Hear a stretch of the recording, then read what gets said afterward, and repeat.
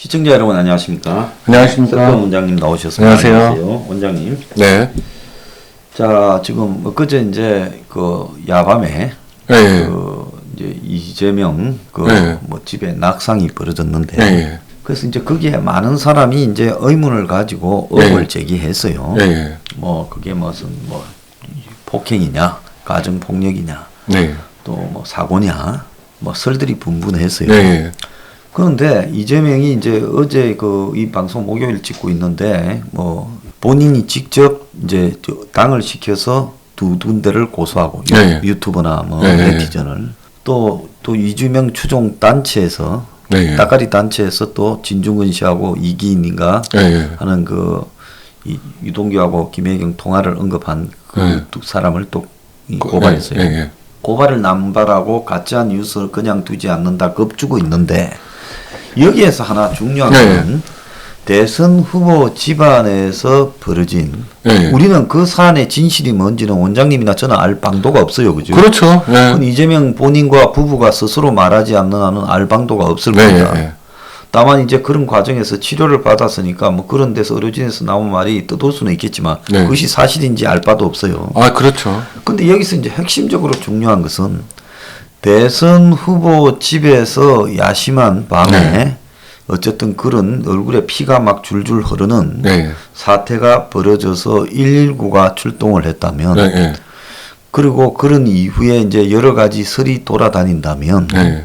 국민 입장에서는 대선 후보가 행여나 주먹을 써는 사람이거나 네. 가정폭력이 있거나 네. 그 가정폭력의 원인이 뭐 사생활이거나 네. 뭐 그런 거라면 그건 대선 후보의 자격 요건에 문제가 심각해지는 거 아니겠습니까? 그렇죠. 예.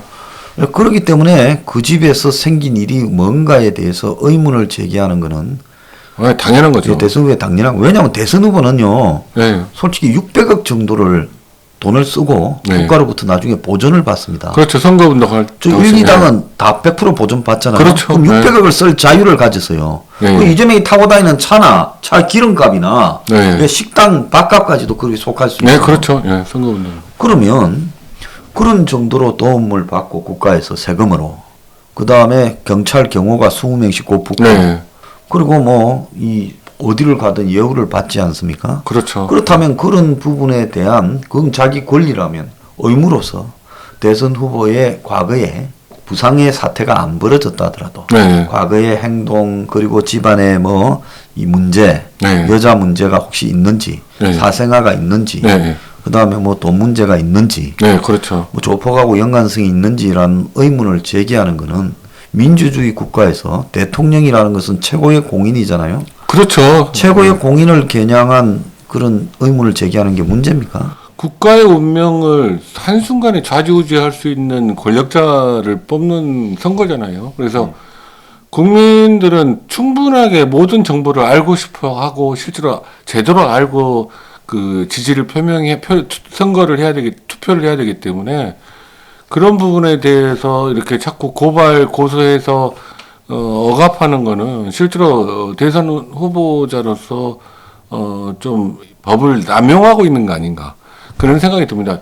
실제로 국민들이 그냥 가십 차원에서 궁금해하는 측면보다는 실제로 저 사람이 진짜로 우리 국가를 맡아서 잘 운영할 수 있는 사람인가 그런 기본적인 자질이 있는 사람인가 인간성은 어떤가 성품은 어떤가 이걸 다 알 수는 없지만 어느 정도 사건화된 것들을 통해서는 알려고 하는 게 당연한 거거든요. 근데 왜 그러는지 모르겠습니다. 아무튼 지금 이제 이재명 쪽에서는 어차피 고발을 해도 그 사건 재판이 진행되는 과정에 그 진실을 밝힐 수 있는 상황은 내년 3월, 9월 이후나 될 가능성이 있으니까 그렇겠죠. 예, 그런 계산을 하고 고소고발 입막음을 하기 위해서 그때까지는 끌고 가고 네. 조사를 늦게 시키면 진실은 나중에 네, 그렇죠. 자기가 되면 그냥 눌러버리면 될 거고 네. 처벌해버리거나 네. 자기가 안 되면 뭐 적당히 치하해버리고 빠져나가려고 그렇죠. 생각하겠죠. 예, 예.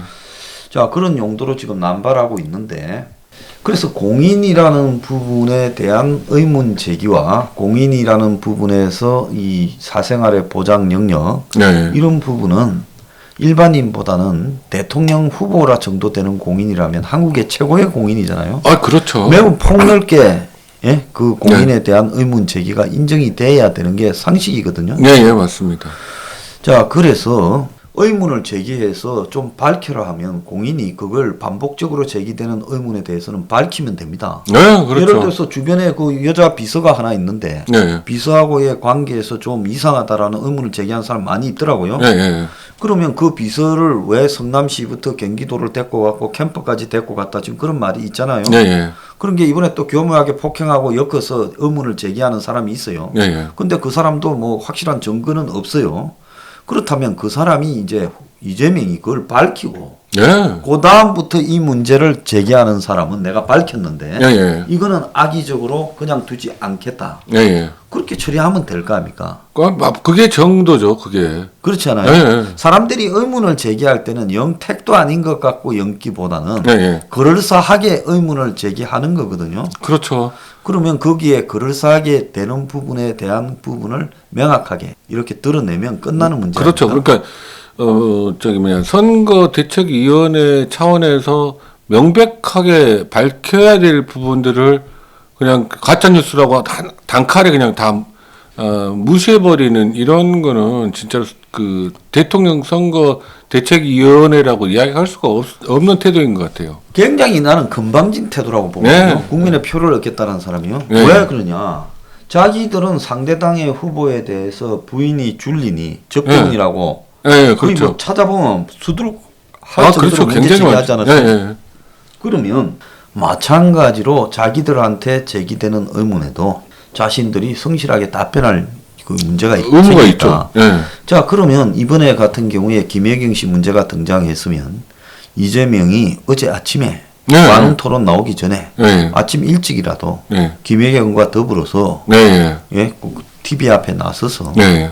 김혜경 본인이 설명을 하고 그러면 끝날 거 아니에요. 지금 뭐 중병도 아니고 경증이라며요. 자기들 말로. 그렇죠. 경미한 네. 부상이라. 네. 네. 그럼 경미한 부상인데 오늘도 보면 그 활동 안 하는 것 같아요. 김혜경 씨.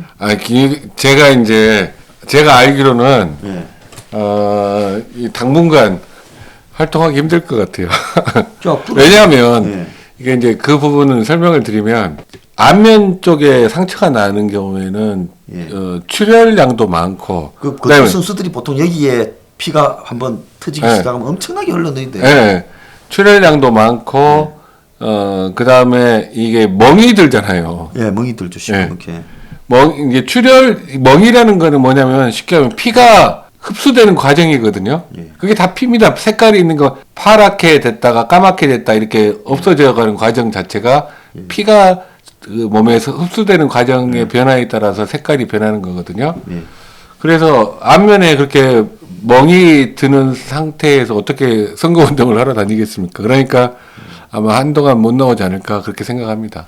자, 그래서 제가 생각을 할 때는 한동안 못 나오더라도 네, 그렇죠. 그 당사자가 네. 뭐 거동을 못할 정도는 아닐 거니까 전혀 아니죠. 있는 상태 그대로 이 카메라 앞에 등장해서 네. 우리는 이렇다 하고 네. 당사자 입으로 이야기하고 네. 그렇게 하면 그 다음부터 사람들이 말을 못할 거 아니에요. 어쨌든 그 대목에 있어서는 네.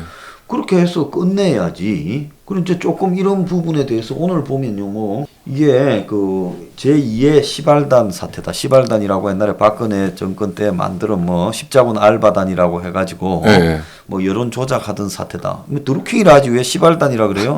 그렇죠. 드루킹이라 해야지. 네. 그렇게 말을 하고 뭐 자료를 공개한다는데 빨리 공개하세요. 119 자료. 네. 근데 정성호가 척근이라고 한 정성호가 둘이 검설이 좋다. 남편 정치하는 거 안 좋아한다. 몇 반을 꼬맨 정도다. 뭐 이렇게 말을 하는데 왜 남이 이 말을 제3자가 왜 이야기를 해요? 제3자가. 국민들은 남의 집안에 있는 네. 일을 어떻게 합니까? 그리고 그날 벌어진 일을 제일 확실하게 아는 거는 이재명과 김혜경 씨잖아요. 예. 정성호 씨가 그 집에 밤에 상황 벌어진 일을 어떻게 합니까, 정성호 씨가? 그리고 이제 하나 정말 이해가 안 가는 부분은 제 같으면 네. 만약에 집에 그런 일이 벌어졌다. 그러면 119 신고하면 아는 사람이 너무 많아질 거니 네. 내가 그 위치 정도 있다면 아는 의사분도 많지 않겠습니까? 네. 그러면 내 비서를 좀 오라고 해가 네. 빨리 그 가까운 데 아는 의사 집에 가서 네. 상황을 한번 진단하자. 네. 이렇게 하는데 119에 신고하기가 사실은 그거는 그게 왜 다 그랬을까? 드러나는 예, 저는 어떻게 추정을 하냐면요. 그 안면 열상이 있으면 생각보다 피가 출혈량이 많아요. 많죠. 예. 출혈량이 그렇게 많기 생각했습니다. 때문에 놀랬겠네. 굉장히 이제 놀랐을 거예요. 그래서 119를 불렀을 거예요. 그렇게 수 네. 있겠죠. 그래서 119를 불러서 분당 서울대병원 그러니까 아는 의사들도 이재명이 많을 거예요. 그렇지만 지금 급박한 상황이고 그 출혈량이 많으면 사람들 피 보면 놀라잖아요. 예. 그래서 이제 CT 촬영을 서둘러서 한 게 아닌가. 예. 그러니까 CT 촬영을 제가 듣기로는 두 가지를 했다고 들었거든요. 브레인 CT, 뇌 CT 하고 안면 CT 예. 예, 두 가지를 했던 걸로 이야기를 들었는데 아무튼 그러니까 서둘러서 그거 CT 결과에 이상이 없다는 게 확인되니까 이제 집에 왔다가 개인 성형외과에 가서 그다음에 이제 봉합을 하러 간 그럼 거 개인 아닌가? 성형외과로는 왜 옮겼을까요? 그거는 왜 그러냐면요. 일반 큰 병원은 분당 서울대 병원 같은 경우에는 성형외과 의사가 또 나오고 뭐 기다리는 시간도 걸리고 보는 사람도 많아서 그럴까요? 그럴 가능성이 많죠. 그리고 또 한 가지는 그러니까 이제 그 CT 결과가 정상으로 나오니까 거기에 더 오래 대기하고 있으면 그만큼 많은 사람들한테 오픈이 되잖아요. 네. 그러니까 자금 주변 측근 아마 다른 의사들하고 통화를 했을 거예요. 이재명 씨 예. 측근들이. 그래서 서둘러서 그 개인 성형외과로 옮긴 걸로 그러니까 그런 걸로 생각이 듭니다. 예. 그러니까 제일 중요한 거는 CT상에 이상이 없으니까 옮긴 거지. 만약에 CT상에 이상이 있었으면 안 옮겼겠죠. 그렇겠죠. 네, 네. 자, 그래서 이제 그걸 이야기하니까 수술실 CCTV. 네. 저기 수술실에 CCTV를 갖다가 이재명 말대로 설치해서 네. 그래서 도대체 뭔 상처였는가를 좀 볼 필요가 있는데 수술실 CCTV에 네. 처음에 문제를 제기한 이유가 뭔지 아십니까? 이재명이 사건이 그게 유아 낙상 때문에 예, 예. 병원에서 유아 낙상 애들이 애를 받을 때 애를 떨어뜨린 거. 예. 그것 때문에 이제 수술실에 CCTV 등을 예, 설치한 예, 예. 그 시비 때문에 그렇게 생긴 거예요. 예, 예. 그게 그래서 내가 낙상이라는 말이 드니까 예, 예.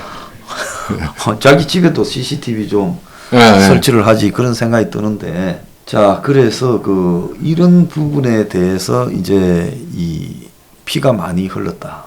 그런데 이제 낙상이라는 표현도 참 우리가 보통 낙상이라고 그게 하면 근데 8, 90대, 7, 80대 네. 뭐 이런 노인분들이 그게 낙상으로 이제 골절이 생겼다 이렇게 표현하는데 낙상이란 말을 예, 예. 50대 대선 후보 부부에서 경미한 부상을 낙상이라고 표현을 한 용어를 왜 썼을까? 근데 이제 그것도 좀 제가 그 인턴 때 응급실 경험했던 경험들을 생각해 보면 예. 이재명 씨가 그렇다는 건 아닙니다. 부부싸움하고 난투기 벌어져서 다쳐가지고 왔는데 대부분 넘어져서 다쳤다고 그래요.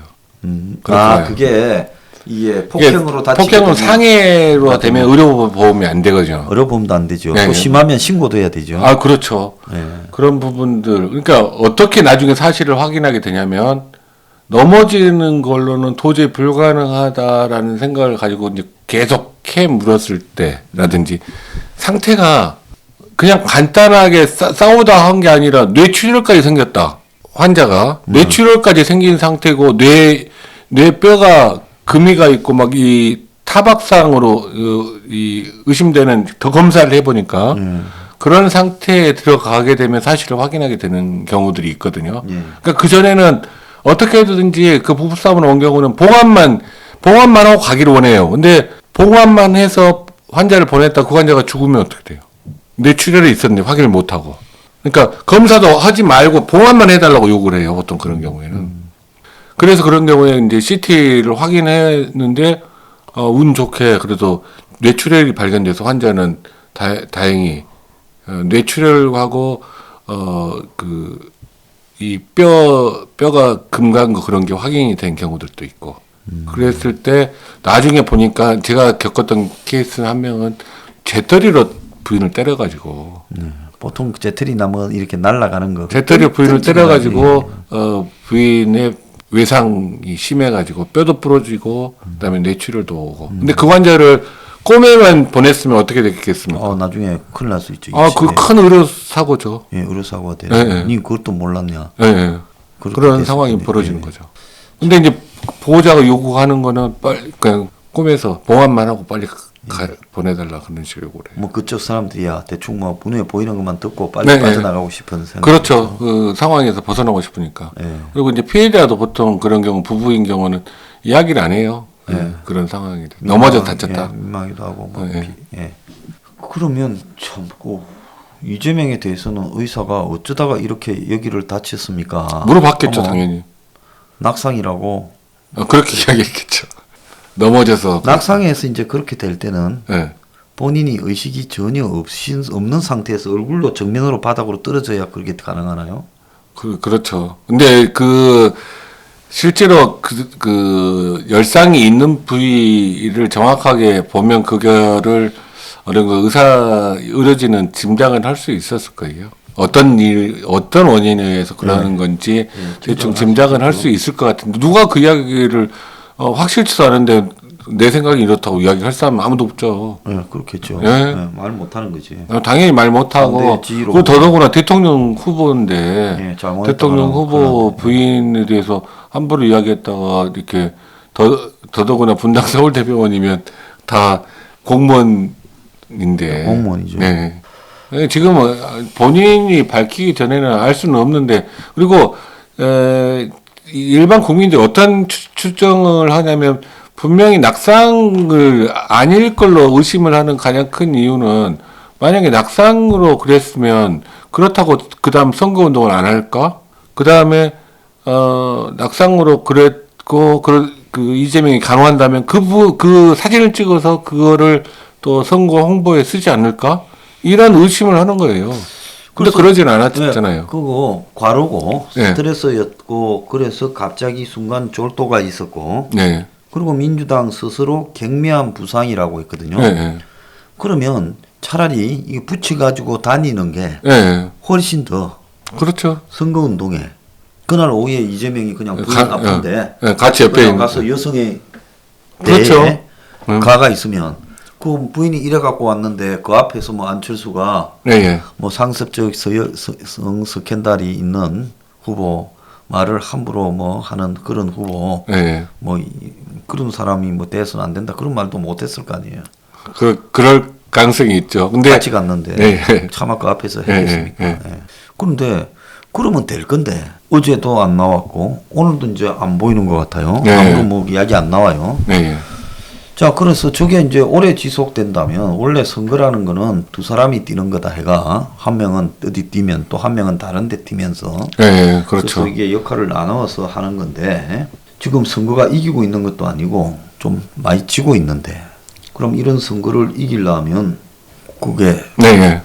오히려 한간에 사람들의 구설수와 네. 또 쓸데없는 주문 네. 이런 거를 불식시키기 위해서라도 본인이 나와서 다니는 그렇죠. 예. 투명하다 본인이 떳떳하다면 투명하게 오픈하는 건 오히려 선거운동에 도움이 되지 해롭지는 않죠. 그거 뭐 좀 다쳤다고 아니 다칠 네. 수도 있죠. 뭐 그리고 선거 이제 하다가. 그리고 전문가들이 보면은 대충 알거든요. 예. 그 상처 난 부위 얼굴 보면 예. 그러면 성형외과 의사들 보면 알 거예요. 예. 그래서 빨리 자기 부인을 경미한 부상인데 노출시켜서 네. 국민 앞에 공개하라. 네. 이런 부분까지 가짜 뉴스라고 치부할 거냐 저는 한번 묻고 싶어요. 네. 참 어제 그래 부인이 그리 돼가지고 이제 나와서 하는 이야기가 대장동 이야기라니까 강원훈 토론에서 네. 내가 뭘 잘못했나 대장동 문제에서 네. 난 그걸 보고 네. 야, 이 사람이 뭐 99면 내 책임이 한 10은 있습니다라고 하는 게 아니라 아예 제로로 쌩을 까구나. 네. 이걸 느꼈어요. 원장님 그거 보고 뭐라고 느꼈습니까? 저는 그거 보지도 않았고요. 기자들을 막 압박하더라고요. 네. 여자 기자 하나가 뭐라고 네. 물으니까. 보지도 않았고 이제 이재명이 하는 행태들은 뻔히 어떤 상황에서 어떻게 발언할지 대충 짐작이 가기 때문에 볼 필요도 없고 보고 싶지도 않습니다. 예. 참 진짜 기가 차다고 이렇게 보이는데요. 네. 이재명이 네.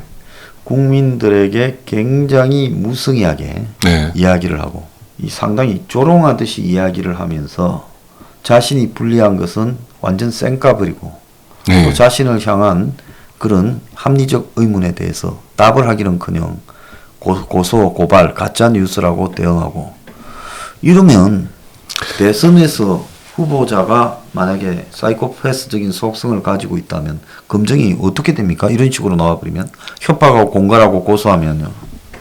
아무튼 그 지금 저는 그거는 뭐 따로 검증할 필요까지도 없이 다수의 사람들이 그렇게 생각하지 않을까 그런 생각은 하는데 실제로는 이제 저는 그런 생각을 합니다. 대통령 후보로 결정이 되면 치매 검사부터 해서 다 그 정신 감정을 모든 후보들이 미리 받게 하는 거는 필요하지 않을까 그런 생각을 합니다. 그 절차 과정에서 대통령에 출마한 사람들은 정신 감정과 치매 검사를 필수적으로 받을 수 있도록 그렇게 하는 게 우리나라의 미래를 위해서도 좋지 않을까 그런 생각을 하고요. 그다음에 이재명 씨 같은 경우는 전번에 경기도지사 선거할 때 경험을 그때 당시 그렇게 해서 승리했으니까 이번에도 또 그렇게 하면 넘어갈 수 있지 또 않을까 넘어갈 거다. 그렇게 생각하고 있는 거 아닌가. 그때 당시에 김부선 씨라든지 뭐 여러 가지 문제들을 나왔음에도 불구하고 이겼잖아요. 그러니까 이번에도 그렇게 할 수 있다. 뭉개고 갈 수 있다라고 판단을 하고 있겠죠. 자, 국민의 수준을 테스트하고 있는 이재명에 대해서 오늘 이야기를 나눠봤습니다. 네. 빨리 부인과 언론 카메라 앞에 나와서 그냥 해명하면 끝날 일입니다. 네, 그렇습니다. 오늘 마치겠습니다. 네, 감사합니다. 감사합니다.